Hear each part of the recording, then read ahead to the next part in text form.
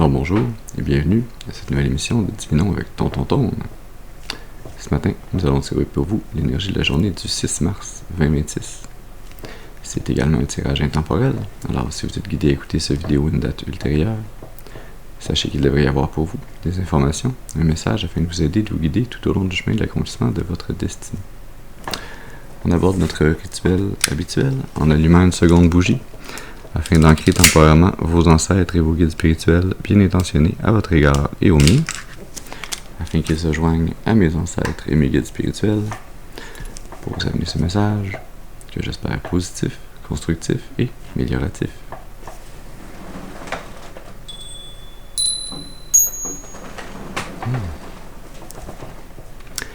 Très bien, alors voyons voir quel message, quelle énergie on a pour vous ce matin.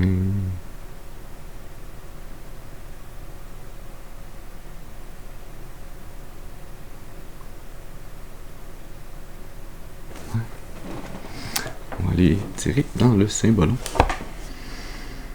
Alors, comme d'habitude, je vous rappelle qu'il est important d'utiliser votre intuition et votre discernement, que tous les messages ne sont pas nos messages, et donc de prendre ce qui résonne avec vous, de laisser le reste de côté pour les autres. Ceci dit, allons-y.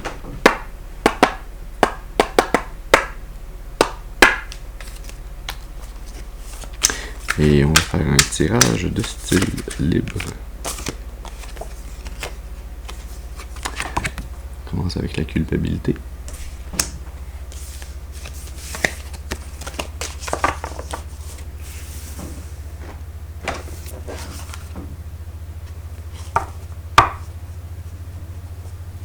Sous le paquet, on a la méritante.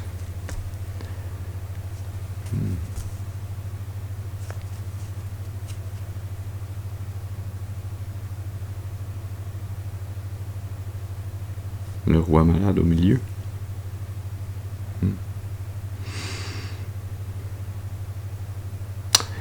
Ouais, on est dans une énergie ici, hein.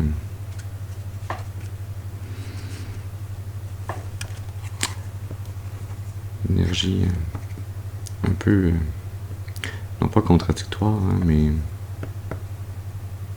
qui est un peu lancée de tous les côtés, qui d'une part ressent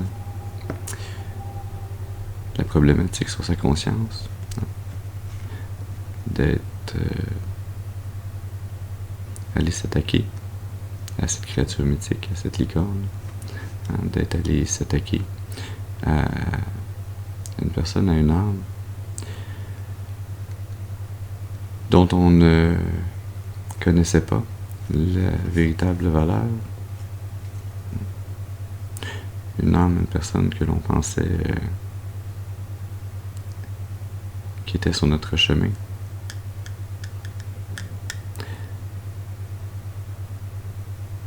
Pour nous.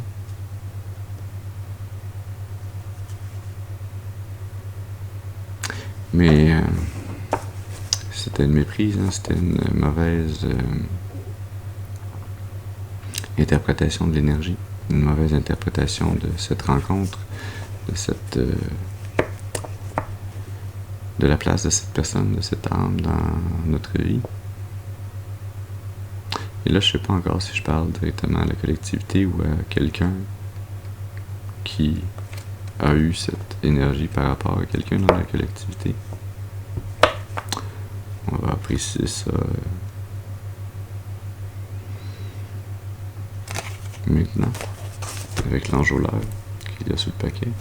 On parle ici d'une personne, je sens que c'est quelqu'un qui est venu vers vous, hein, qui est venu indirectement ou directement s'attaquer à vous, sans savoir que vous étiez cette licorne, sans savoir que vous étiez cette âme spéciale, cette âme pure, mais pure, pas dans le sens de tout à fait blanc ou tout à fait pureté dans le sens de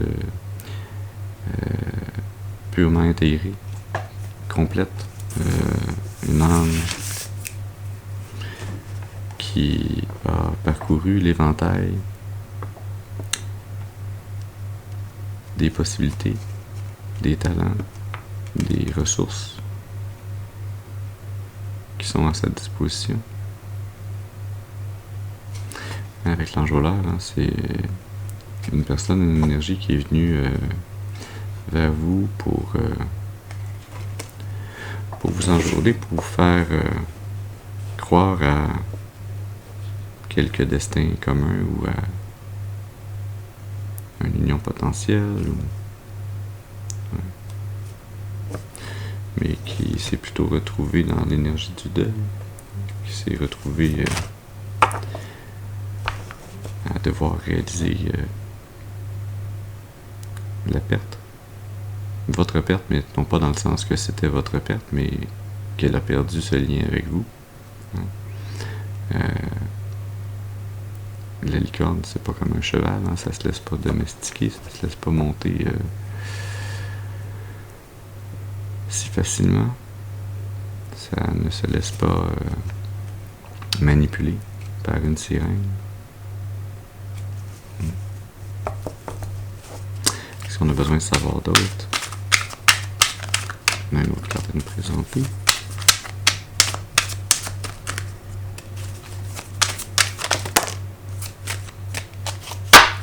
Mais moins.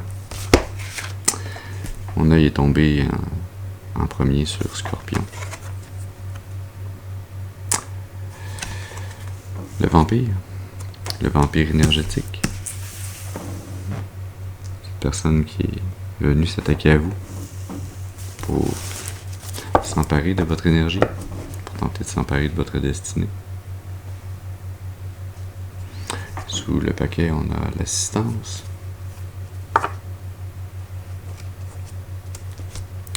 Au milieu, on a le croisé.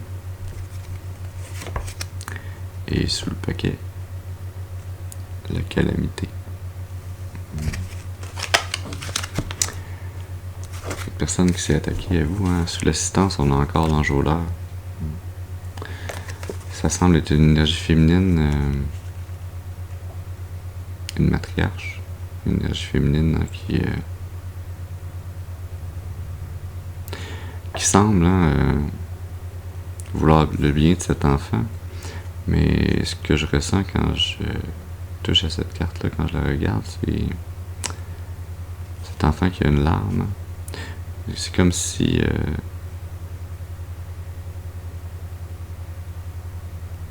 cette tristesse, cette peine de cet enfant n'était pas présente avant que cette matriarche, cette mère vienne à ses côtés.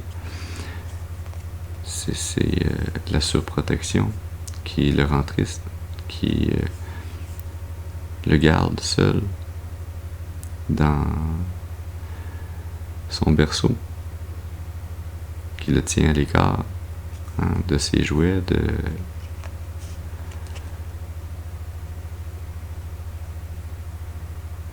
d'être capable de déployer sa volonté, son libre arbitre.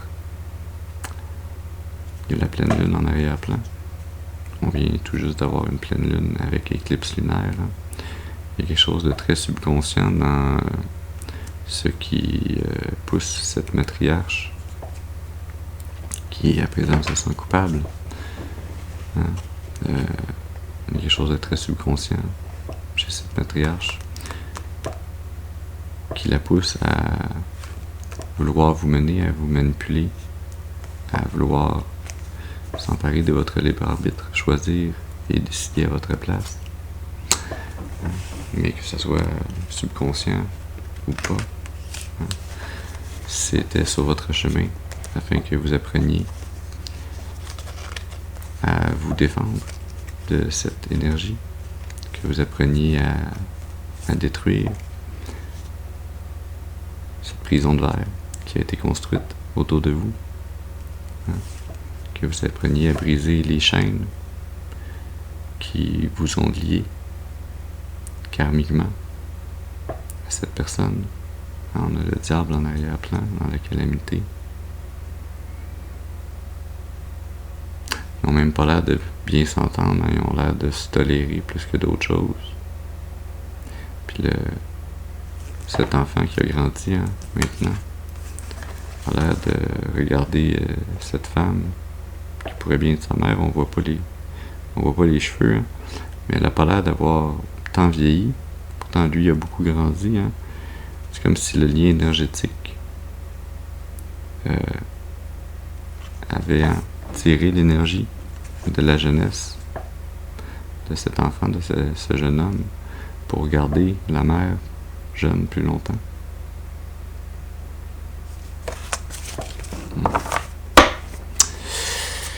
Ouais.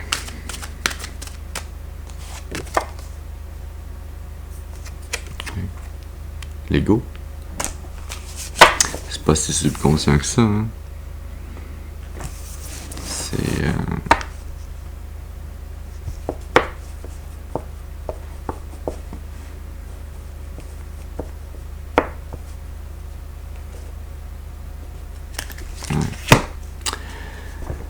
on a la responsabilité de la création avec l'ego.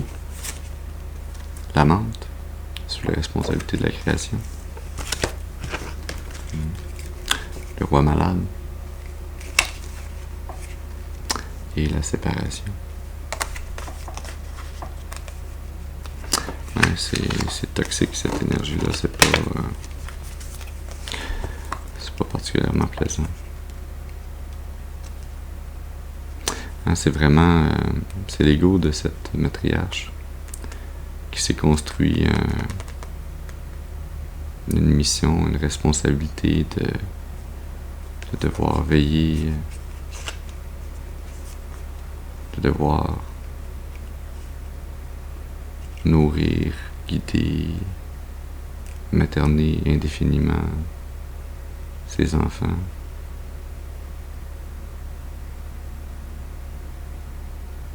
De vouloir les garder près d'elle.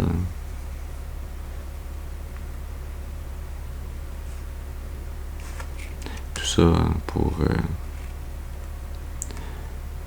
garder l'abondance, la jeunesse, pour pouvoir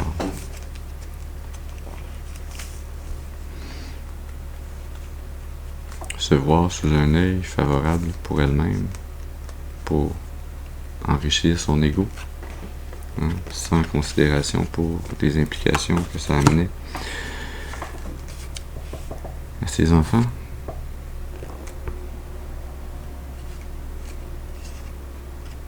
Qui pourtant n'avaient pas besoin de cette protection, n'avaient pas besoin d'être gardés auprès d'elle, n'avaient besoin de rien, ils étaient capables de s'alimenter, de vivre pleinement par eux-mêmes dans la nature, hein. Ils étaient même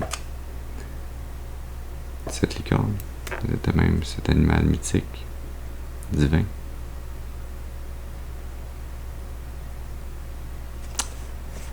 Mais ultimement, cette énergie, hein,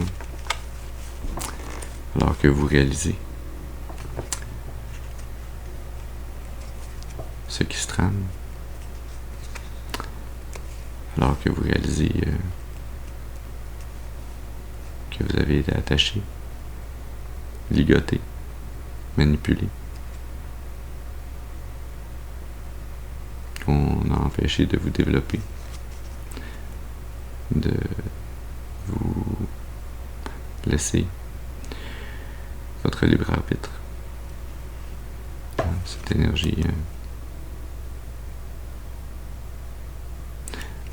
s'en va irrémédiablement vers la perte.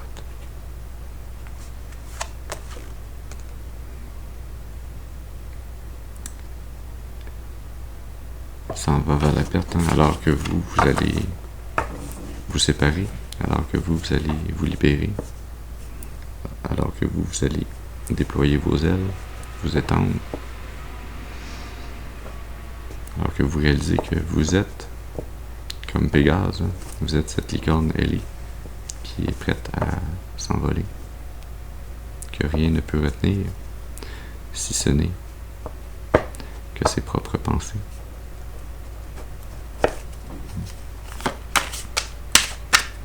Est-ce qu'on a autre chose à nous amener, à nous dire?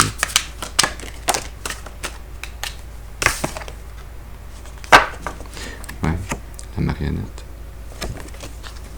J'entends l'arroseur arroser. Sous le paquet, on a la calamité, encore une fois. Au milieu, on a l'attachement. On a encore la séparation sous le paquet. Et qu'est-ce qu'on a sous la calamité? On a encore la menthe.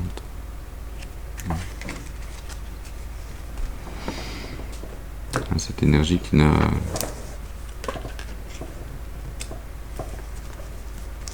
voulu créer cette manipulation, ce contrôle, cet attachement, que dans le but de vous manipuler, de vous garder sous son joug, de pouvoir faire ce qu'elle voulait avec votre énergie. C'est vraiment une énergie du diable ici.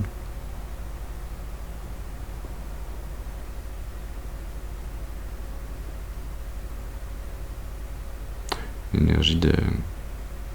Ouais, le vampire, le vol énergétique, le vol de l'abondance énergétique.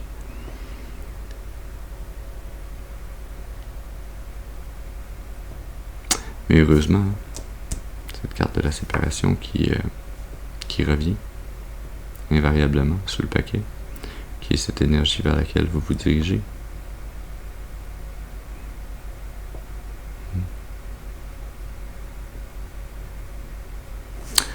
On va aller tirer dans le tarot des divinités.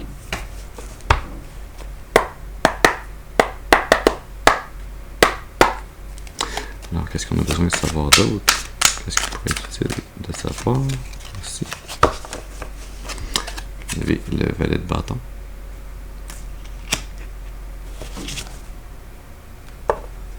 Et la 6 de coupe.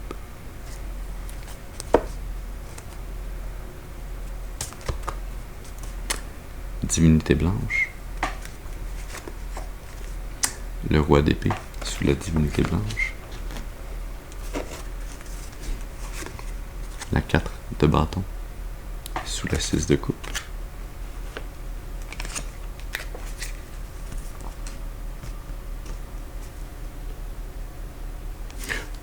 Sous divinité noire, on a sous divinité blanche, on a divinité noire. Il y a quelque chose de très polarisé dans cette énergie. Comme si votre destinée était le terrain sur lequel les forces du bien et du mal s'affrontaient.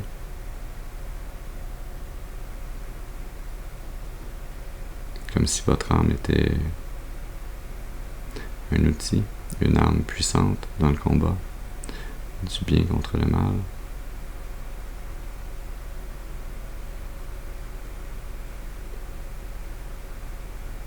Non pas du bien contre le mal, du bien pour éclairer le mal.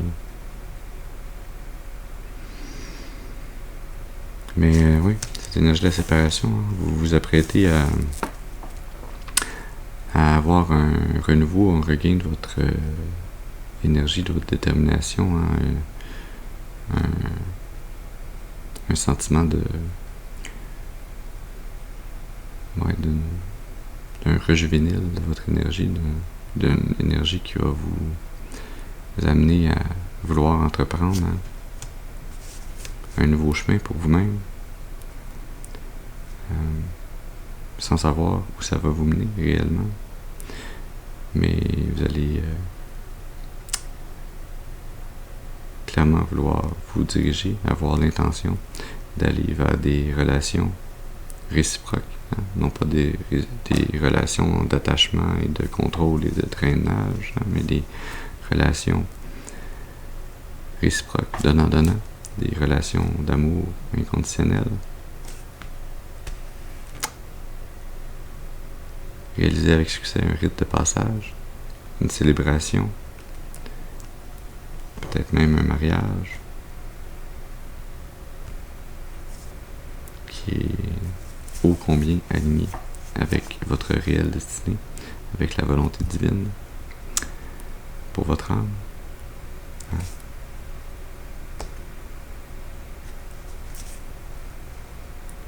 Et ultimement vous amener à retrouver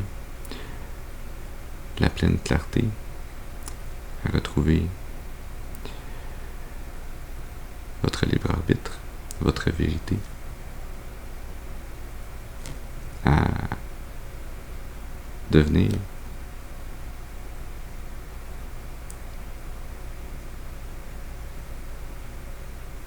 cette arme de la justice divine à travers non pas l'imposition de votre volonté sur celle des autres, tel que ça a été malheureusement ce qui s'est passé sur votre volonté dans le passé, mais bien par l'exemple que vous allez donner de l'imposition de votre volonté sur vous-même et de votre sagesse, de votre capacité à détenir cette épée de la justice et à penser et agir et communiquer dans le sens du bien commun.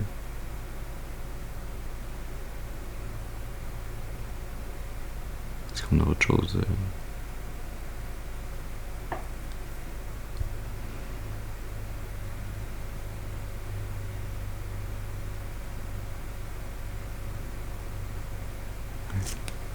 On va étirer une dernière carte dans l'oracle du soleil radieux.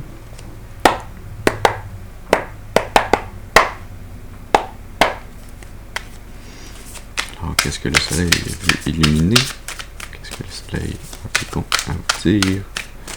Vous aider à vous quitter dans cette séparation, sur ce nouveau chemin.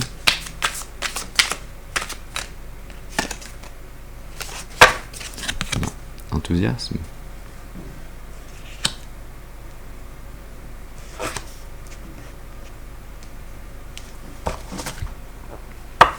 Sous le paquet. Générosité.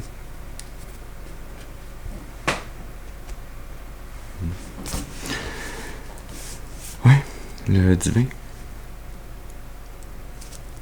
Dieu.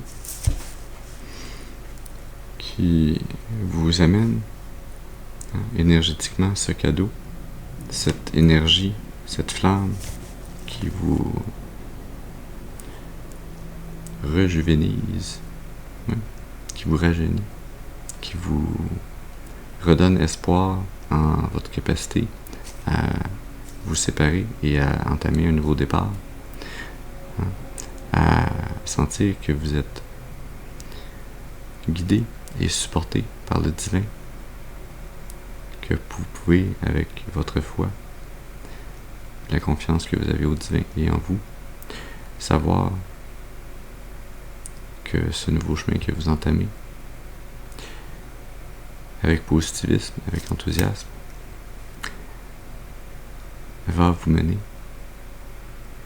là où votre âme a besoin d'aller pour continuer sa guérison, sa croissance, son évolution.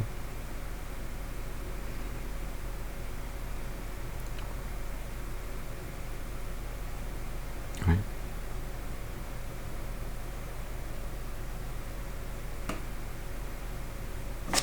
Alors voilà, le message que nous avions pour vous ce matin. J'espère qu'il aura pu vous amener des informations, un message pour nourrir, soutenir, guider votre intuition, afin de vous mener le plus clairement et le plus durablement possible sur le chemin de l'accomplissement de votre destinée, pour votre plus grand bien et le plus grand bien de toute la création. Je vous remercie pour votre présence auprès de moi ce matin.